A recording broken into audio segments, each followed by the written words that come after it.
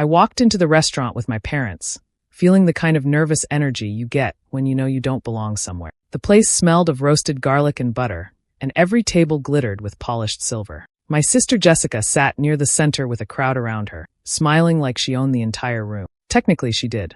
It was her celebration dinner. I kept my head down and slid into my chair, trying not to make eye contact. The family was already buzzing about how wonderful Jessica was, how beautiful the place looked, how she had done so well for herself. I pressed my napkin into my lap and focused on my water glass. The meal hadn't even started when Jessica's sharp voice cut through the noise. "You don't belong here, Ren," she announced, loud enough for every person at the table to hear. A few forks stopped clinking. My uncle looked away. Jessica lifted her hand and waved toward the corner. "Excuse me, can someone please come over here?" "Security." My stomach dropped.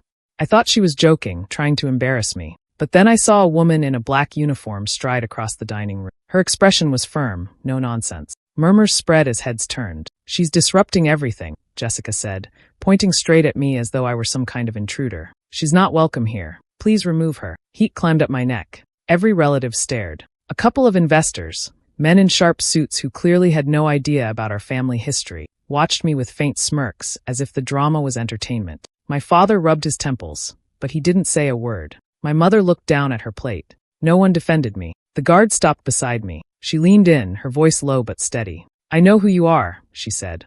"And I know what she did." I blinked at her, caught off guard. For a moment, I didn't understand. Then Jessica's voice rang out again. "Well, what are you waiting for? Get her out of here." The guard straightened, turning her gaze on Jessica. The silence around the table grew heavy. "With all respect, ma'am," she said clearly so everyone could hear, "I won't be removing her. Not tonight." The room froze.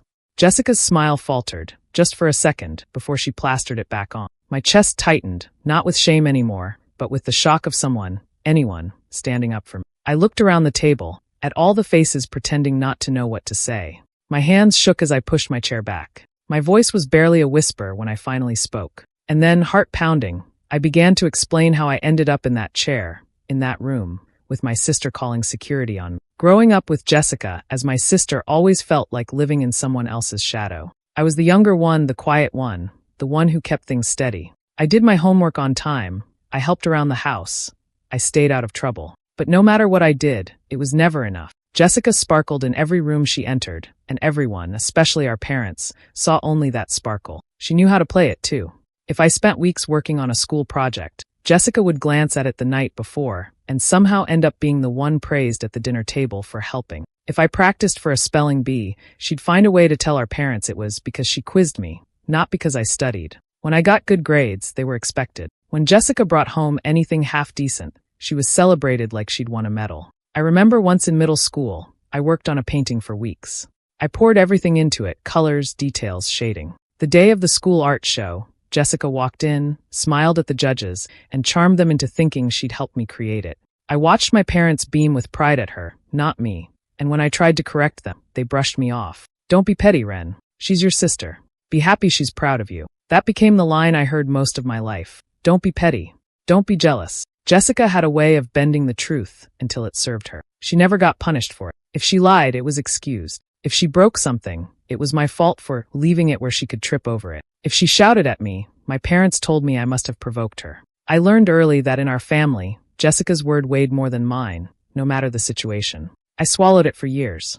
I told myself it wasn't worth fighting. She could have the spotlight if that's what she wanted. I focused on being reliable, on staying out of her games. But resentment grew slowly inside me. It built with every time my ideas were brushed aside, only for Jessica to repackage them and take credit. It built with every time my parents patted her shoulder while telling me to work harder. The truth was, I never expected fairness anymore. I knew Jessica would always win in their eyes. What I didn't know was how far she'd go once we were adults, when the stakes weren't just paintings or projects or little shows at school. The moment she reached into my world and grabbed the one dream I had been building for myself, that was the moment the resentment I'd been holding on to turned into something sharper. That was when I stopped being quiet. For years, I carried one dream that felt like it belonged only to me. I wanted to open a restaurant. Not some fancy chain or overpriced spot, but a place that felt warm, where people could eat food made from local farms and know exactly where it came from. I worked late nights after my regular job, sketching menus, researching farmers around town, even visiting weekend markets just to talk to people who grew the kind of produce I wanted to use. Slowly, I started putting the pieces together. I met someone who seemed just as excited as I was, a colleague of a friend who had experience with small businesses. We sat in coffee shops for hours, talking about locations, costs, and how to keep prices fair while still paying workers well. For the first time, I could see my dream taking shape. It wasn't just notes on paper anymore. It was real plans with numbers and names attached. Of course, I made the mistake of telling Jessica. I thought maybe, just once, she'd be happy for me. We were adults now, right? Maybe things could be different. She smiled when I told her, asked 100 questions about the details, even said she admired my dedication. I wanted to believe her. A few weeks later, the calls from my potential partner slowed down. He stopped showing up to meetings, didn't reply to emails. At first I thought he'd lost interest, but then I found out the truth. Jessica had gone to him behind my back. She painted herself as the better choice, more outgoing, more connected, more ambitious. Somehow, she convinced him to leave me out of the project completely and start working with her instead. When I confronted him, he looked embarrassed but didn't deny it. He told me Jessica had a bigger vision and seemed like she could handle the pressure better. I sat there in shock, realizing my sister hadn't just borrowed one of my ideas this time. She had stolen my entire dream out from under me. I went home and cried that night, the kind of crying that leaves you empty afterward. My notes, my research, my visits to farmers, all of it felt useless now. Jessica had taken everything and walked away smiling. When I told my parents what had happened, I hoped deep down that this time they'd see how wrong it was. Instead, my mother patted my hand and said, "Ren, be happy for your sister. She's just more ambitious than you." My father nodded along, as if that explained everything. I wanted to scream. I wanted to tell them ambition doesn't excuse betrayal. But the words stuck in my throat. Jessica had won again, and not only had she stolen my work, she had managed to make it look like I was the one being unreasonable for being upset. That was the night I realized just how far she was willing to go. The invitation came as a group text from Jessica, as if it were some casual get-together. But this was no ordinary dinner. It was the big unveiling of her new restaurant, the one she had built on the bones of my dream. My first instinct was to refuse. The thought of walking into that place, seeing her smile in front of all the people who believed in her, made me feel sick. I told my mother I wasn't going. She didn't even pause before replying. "Ren, don't be difficult. She's your sister. You need to show support." So I went. The restaurant looked beautiful, I'll give her that. Warm lights glowed over polished tables, candles flickered at every setting, and servers in crisp uniforms carried trays of wine. The walls had that rustic style I had once sketched in my own notebook. Wooden beams, framed pictures of farms, baskets of fruit displayed like art. I recognized every detail, every choice, because I had planned them first. Jessica was in her element, moving from table to table in a shimmering dress, greeting investors like they were lifelong friends. Her laughter filled the room, high and polished. She leaned in close to shake hands, to clink glasses, to make people feel they were lucky just to be near her. Our family sat at one of the long tables in the middle. Relatives who hadn't seen us in months were all smiles, telling Jessica how proud they were. Family friends nodded in approval, impressed by her vision. The investors at our table asked her about expansion, about her plans for the future, about how she came up with such a unique idea. Each time, she answered as if she had been the one who had spent years dreaming it up. I sat quietly, my napkin folded tight in my lap. Every word she spoke dug deeper, but I kept my eyes on my plate. No one asked me a thing. It was as if I didn't exist at all, as if I were just another chair at the table. My parents smiled, soaking up the admiration aimed at Jessica, never once glancing at me. She kept bragging, saying how much work it had taken, how she had sacrificed so much to get here. People gasped, nodding, raising their glasses to toast her. I wanted to tell them the truth, to stand up and shout it, but I knew how it would look. In a room full of people praising Jessica, my words would sound like bitterness, like jealousy. So I stayed silent, shrinking smaller and smaller in my chair, my presence fading while Jessica shined brighter under the lights. For everyone else, it was a night of celebration. For me, it felt like sitting front row at the play, where someone else had stolen my part and performed it perfectly, while I was forced to clap from the audience. The air around the table grew heavy once Jessica turned her eyes on me. She smiled, that same practiced smile she always used when she wanted to hurt me without looking cruel. "So, Ren," she said sweetly, "how's that little desk job going? Must be nice, sitting behind a computer while the rest of us actually accomplish things." A few people chuckled. I stared at my plate, willing myself not to react, but she wasn't done. "I mean, not everyone is cut out to build something like this," she said, sweeping her hand around as if the restaurant itself was proof of her brilliance. Some people are meant to stay small, and that's fine. We can't all be leaders. Her gaze locked onto me as she sipped her wine. My hands tightened in my lap. I tried to breathe, to let it slide off me like I always did, but each word dug deeper. She leaned closer, her voice dripping with fake kindness. But don't worry, Ren. You'll find something eventually. Maybe a hobby. Knitting. Gardening. That was it. I couldn't sit there and let her keep painting me as a failure in front of everyone. I set my fork down and looked straight at her. My voice came out quiet but clear. This restaurant wasn't your idea, Jessica. You know that.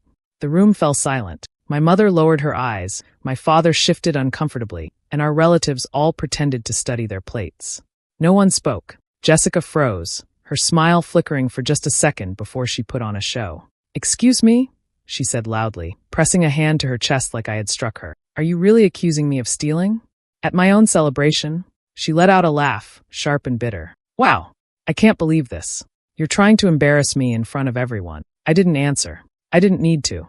My silence seemed to fuel her anger. She pushed back her chair and raised her arm dramatically. "Security." Her voice rang out across the dining room. Every head turned. The female guard started walking toward us, her black uniform crisp, her steps firm. My heart hammered in my chest. Jessica pointed straight at me as if I were some stranger off the street. "She's ruining the evening. She doesn't belong here. Get her out."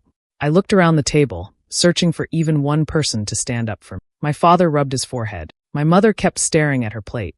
No one said a word. I felt the betrayal sink in, heavier than anything Jessica had said. It wasn't just her turning against me. It was everyone else choosing to stay silent. As the guard reached my side, the truth hit me harder than Jessica's words ever could. In that moment, I was completely alone. Ren was cleaning a table when Alyssa Grant, one of the restaurant guards, came toward her. Ren expected a nod or a strict reminder to keep working, but Alyssa leaned in and whispered, "I know what she's doing." Ren froze, unsure what Alyssa meant. The guard's eyes flicked toward the main dining area before returning to her. "Jessica didn't earn this place honestly," Alyssa said quietly. Ren felt a shock run through her. The restaurant had always seemed untouchable, and Jessica carried herself like she could do no wrong. Hearing this from a guard, someone who wasn't supposed to know anything, was jarring. Alyssa continued, her voice low but steady. "I used to work in restaurants. I've seen things people never talk about. I overheard Jessica making deals behind the scenes, deals that weren't fair. Backdoor stuff." Ren's stomach twisted with anger and disbelief. Everything she had believed about Jessica, and the restaurant felt uncertain now. She wanted to ask more, but Alyssa shook her head slightly, almost afraid of being overheard. "I shouldn't say anything," Alyssa admitted, "but I couldn't just watch her destroy you. Don't let her do it."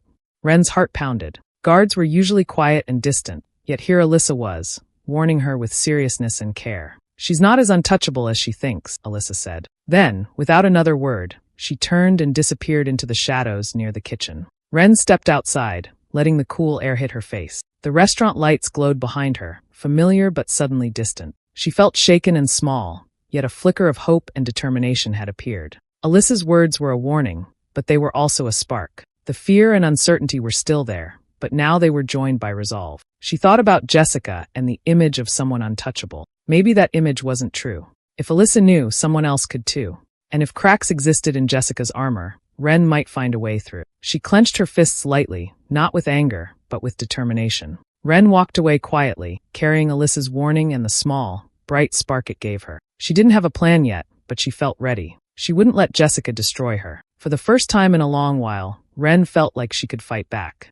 I spent hours at my desk, going through old emails, texts, and notes I had saved from the time I was planning my own restaurant. Every message reminded me of the ideas I had worked on and the hours I had spent thinking about menus, designs, and business plans. As I looked closer, I noticed how some of my ideas had appeared in Jessica's restaurant. It was frustrating, but it also gave me a starting point. I realized that I could prove how she had taken what wasn't hers. Alyssa had agreed to help me, quietly and carefully. She gave me names of people who had seen or heard what Jessica was really doing. We met in quiet corners of coffee shops or behind closed doors, away from anyone who might recognize. I talked to former employees, suppliers, and other contacts. Each conversation gave me more pieces of the puzzle. I could see patterns in the way Jessica had manipulated people and used other people's work for her own gain. I started organizing everything. Emails, texts, and old notes went into folders. I copied contracts, saved messages, and wrote down details from the people I had spoken to. As I worked,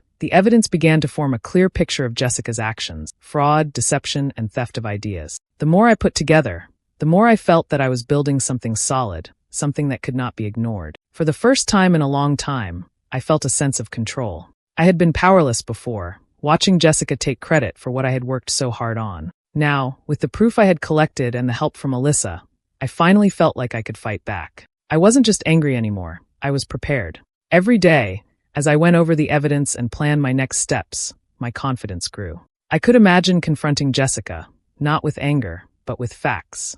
I could see myself taking her down on my own terms, exposing everything she had done. The fear I had carried for so long was turning into determination. I knew the path wouldn't be easy, but I felt ready. For the first time, I had a plan, I had proof, and I had the power to stand up for myself. This was my chance to take control, and I wasn't going to waste it. I sat in the living room, my hands shaking slightly as I held the folder full of emails, texts, and notes I had collected. I took a deep breath and began showing everything to my parents.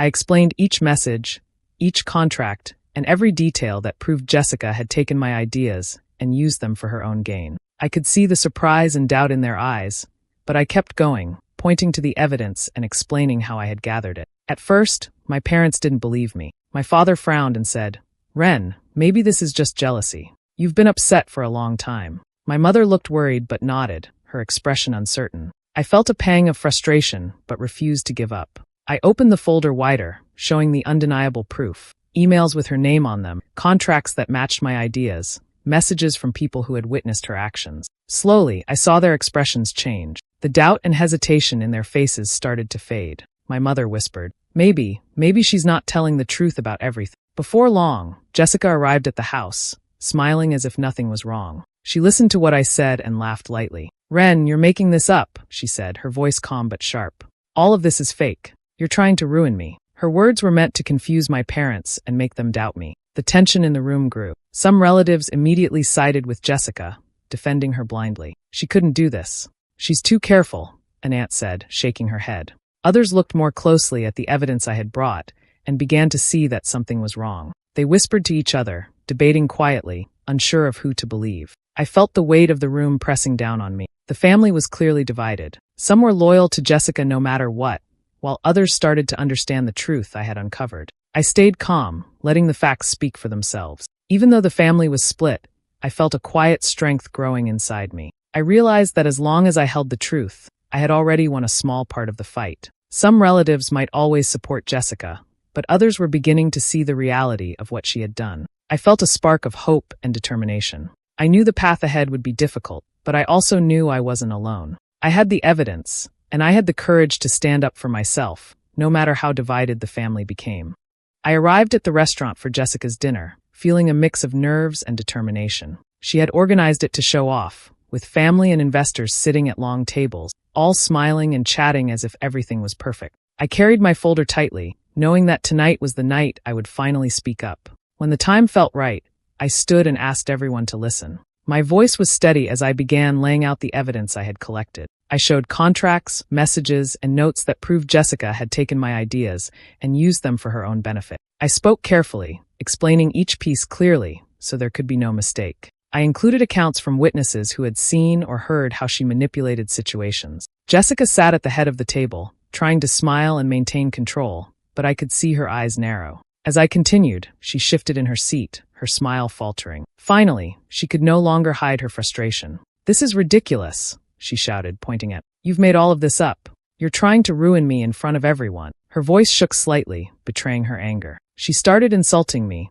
calling me names and questioning my character. Each word she spoke revealed her cruelty, the way she treated people to get what she wanted. It was hard to hear, but it also strengthened my resolve. I stayed calm, letting the evidence speak louder than her word. Alyssa, who had stayed quietly at the edge of the room, stepped forward at just the right moment. She confirmed the details I had shared, explaining what she had seen and heard herself. Her support was subtle but powerful. Seeing her back me up gave me courage, and it made the evidence even harder for everyone to ignore. I noticed the investors' expressions changing as I presented everything. Shock turned to anger. Some of them whispered to each other, shaking their heads, while others stood silently, clearly upset. Jessica tried to interrupt, but her voice had lost its strength. The more she tried to control the situation, the more she revealed her dishonesty and cruelty. By the end of the evening, the atmosphere had completely shifted. Investors walked away, furious with Jessica, leaving her alone at the table. Family members looked at her differently, some shocked,